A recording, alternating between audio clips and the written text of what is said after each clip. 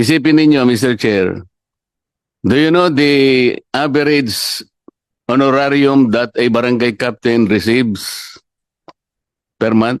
Average. What is your data? Thank you, Mr. Chair, Your Honor. Our data representing about 87% of all submissions from the 42,011 barangays would peg 87%. of the submissions po. Ako may 100% ako. Yes. Kaya alam ko kung ano yung average. So ano yung sa record mo? The average monthly honorarium of a punong barangay in the Philippines is about 13,159 pesos monthly. Mali yun Your sa'yo. Honor. Ang sa akin is only 8,000 pesos per month. Yun ang average po nationwide. 8,000 pesos, Mr. Chair, is the salary of our kasambahay in Manila. Totoo po ito.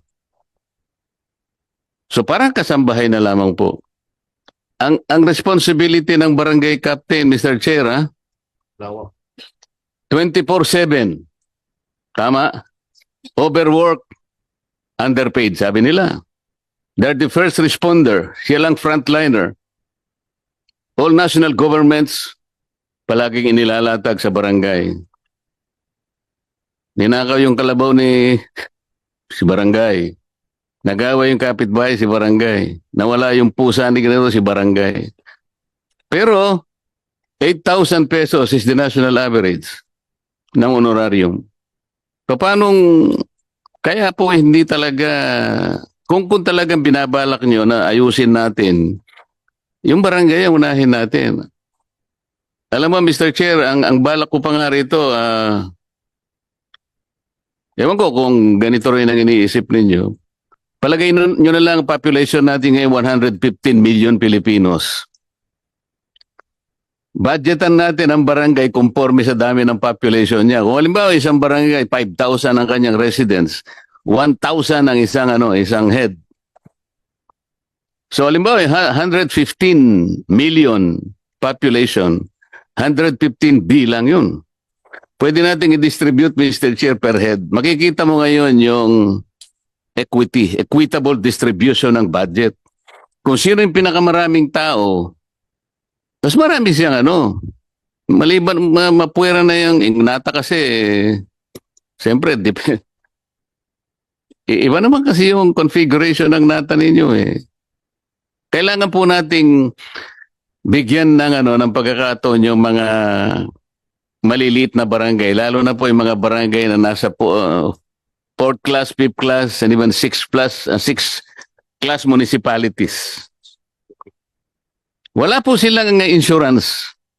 Wala silang SSS. Wala silang GSIS. Do you know the average honorarium of a barangay tanod nationwide?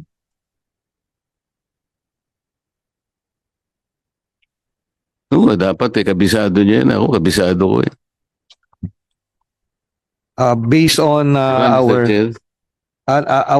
data, the average honorarium of a barangay tanod in the Philippines is about based on your 87% submission again. About 73% for 0.86% submission. Bumaba pa ng konti. The average, Your Honor, is about 1,590. Tumama ka dyan. Isip-isipin mo naman. 1,000 pesos. 1,500 pesos per month. Minsan, alam mo, Mr. Chair, tinanong ko yung kapitan. Kapitan, did you have the privilege or opportunity to witness, for example, your barangay tanod handing to his wife the monthly honorarium? Mr. Chairman, inaabot nung sa kanyang asawa. Tiningnan mo ba ako yung itsura ng asawa mo habang inaabot mo yung 1,500 na honorarium mo? Opo. Ano ang itsura niya? Nakangiwi po. Ba't di ka mapapangiwi sa 1,000? Tingnan mo. Do you know the honorarium of the member of Lupon Tagapamayapa? Ayan, maiiyak ka na dyan. Mr. Chair, thank you very much. The average honorarium of a Lupon tagapamayapa member is about 1,027 pesos Ay, mali per ka. month. Maling-mali yan. The average is 300 pesos. Paano makakapamayapa? Alam mo, Mr. Chair, sa Maynila, kasi ako nagtatanong po isang barangay sa Maynila, sa unang pagkakataon nabigla ko, kasi ang binanggit niya ay, magkano po honorarium ng inyo? 1,000 pesos po, nabigla ako. Napakaswerte ka ako ng ano nyo. Ngayon lang ako nakarinig, 1,000 pesos pala ang honorarium ng isang miyembro ng Lupon Tagapamayapa. Sir, 1 year po yun. Sabi niya sa akin. Ibig sabihin, 3 piso sa loob ng isang araw. Sinong mapapayapa mong isang komunidad? Ito po yung tingnan natin, Mr. Chair.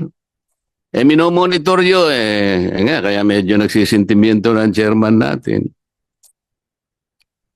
2012. Kupong-kupong pa yan Ang pinagtutuunan yung pansin, Magna Carta. Titingnan po niyo yung Magna Carta. Walang sinasabing karagdagang benefit ng barangay kung pag-uusapan kung saan tayo kukuha ng additional funding aside from Denata. Wala po sa Magna Carta yan Pero ako pong gusto kong pagkukulan ng pansin, bigyan natin ng mas maraming pondo. Kamukha ng mga departamentong hindi naman nagagamit ang kanilang budget. Alam ng ating chairman yan, ang absorptive capacity, bibigyan mo ng 100%, ang magagamit niya lang 25%. Ibigay lahat sa barangay yan para umusad sila. Pwede po bang isama niyo yung barangay ko sa inyong pinag-uukulang?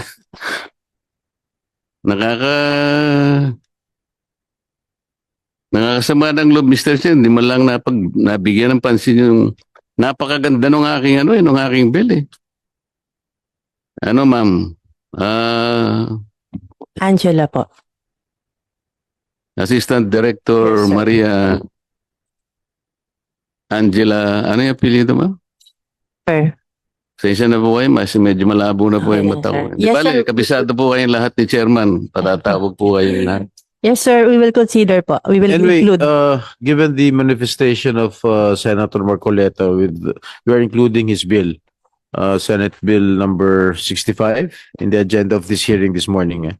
And we are requesting our resource persons to also submit their position papers with regard to this, with regard to the bill of Senator Marcoleta.